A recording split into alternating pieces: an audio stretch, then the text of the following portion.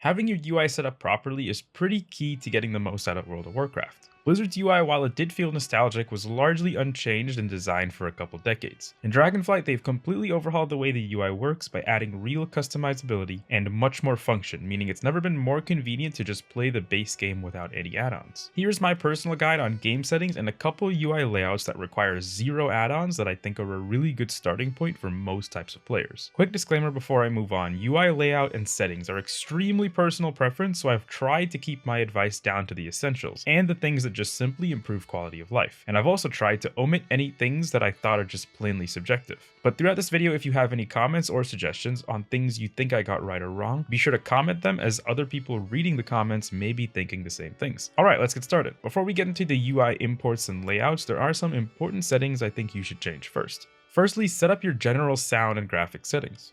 I personally turn game sounds off but keep master volume on so you can hear add-on sounds if you add them later. But this is again completely personal preference. For graphics, just make sure you have outline mode on, projected textures on, and spell effect density reasonably high. Everything else is dependent on your system and preferences, but those three things actually affect the visibility of boss mechanics and abilities. Next, I turn on auto loot. This way, when you click to loot a corpse, it just automatically sends the item to your inventory, but this again is personal preference, and I also check combine bags into single bag so that it looks like this. Used to require an add-on to do this, but now it's just in the game. In camera settings, I changed the camera following style to never adjust camera. By default, when you press W or move forward, the camera will snap back to its default position, and I just find that really annoying, especially because a lot of the time if I'm running in a straight line, I'm using auto run, and whenever I'm trying to look around, I don't want to be fighting the camera to do so. Also, I turn off tutorials because Blizzard goes a little too hard with the pop-ups sometimes. And next, head to interface and check always show nameplates and change the nameplate motion type to stacking nameplates. Always show will make it so that the mobs around you have nameplates, not just mobs you're in combat with, and this just makes it easier to see things and be more aware. Stacking nameplates is in the name. It just means that the nameplates don't hide behind each other as much, and they instead stack up until they reach the top of the screen. Stacking is just better than overlapping because it's sometimes impossible to click a nameplate to target a mob that's hidden behind another nameplate. However, if you have a really small display, you may be forced to use overlapping nameplates. Change status text to both, or either one to be honest. This controls your ability to see HP and power numbers on target frames, and display health text under raid frames controls the same setting but for the raid. Moving on to the action bars menu, check show numbers for cooldowns because knowing when your cooldowns are coming up is pretty helpful. And for the purposes of the UI layout I'll be sharing, check action bars 2 to 5 so you get 4 extra action bars to move around. Alright, now that we've covered settings, let's move on to the UI itself. When making this UI, I had a few goals in mind. I wanted to make sure your core abilities and cooldowns are easily visible and centered. Some extra bars that are centered but a little lower for mounts, utility buffs, and things that you might want visible but don't need to be exactly center stage. And have a small bar underneath for things that you don't want on a keybind but still want on your screen, like fun toys, appearances, and stuff like that. Another important point was bringing debuffs down over your character frame so you can quickly identify what's on you. However, you might be wondering why I didn't move buffs down. I thought having the entire buff bar anywhere near center screen was way too much clutter, but Blizzard does have a solution to tracking your cooldowns uptime and currently active buffs. Head to combat settings and under personal resource display, select show personal cooldowns and also select hide health and power bars. What this does is converts the health and power bars above your 2 middle bars here into a little display of what current class or talent buffs you have running, and also the current duration of major cooldowns. The biggest downside about this is that you are just at the mercy of Blizzard as to what is displayed here. There's no easy way to customize this without add-ons. However, I think it's a very decent stand-in for most specs to keep aware of your buffs. Here's a look at the UI in action, and this is what it'll look like as a tank or DPS. If you are on a smaller screen, you may need to scale things up yourself and use larger nameplates in options. However, I've configured this on a 24-inch 1080p display, which I felt was a pretty typical screen size. Now to the healer version of this layout. This shares a lot of similarities with the DPS tank layout, except I've created a lot of space in the middle for your raid and party frames. A cool touch by Blizzard is that if you snap certain elements together, they are given the ability to resize and move dynamically as their neighboring UI elements move. For example, when you're not in a group as healer, the UI will look a little awkward as your own frame will be in the very center of the screen, and I've made it so that your spells sit much higher up for visibility while questing and doing world content. However, as you join a party or get into a larger raid, the player frame will move out of the way to the left and the bars will move down to make way for the raid and party frames depending on the group size. This is a really good touch by Blizzard to include this function without much setup. It's worth noting that I do use and strongly recommend click casting, especially given that the party and raid frames are centered. Click casting enables you to bind click clicking on frame actions as spells. So for example, here I have Rejuve bound to right click and Swiftman bound to shift right click. But that's pretty much going to be it. The import strings for both versions of the UI layout are in the description. I was initially going to add a section on my advice when it comes to setting keybinds, as well as my advice on what are the most essential add-ons you can use to complement this UI. But I ultimately just wanted to keep this video simple, straight to the point, and able to be used in a completely unmodded client. So let me know if you'd like to see any or all of those things, and subscribe to keep learning more cool things. If you are a tank or looking to get started in the tanking dungeons in Dragonflight, I have a great guide linked below the like button on what I think you need to do to prepare for the solo role in Mythic Plus, as well as some tips and tricks of managing dungeons and placing markers to communicate with your group. Additionally, I have a 60-second video going over a couple interesting console commands that allow you to zoom your camera out much farther and smoother in game. That's going to be all for now though. Later!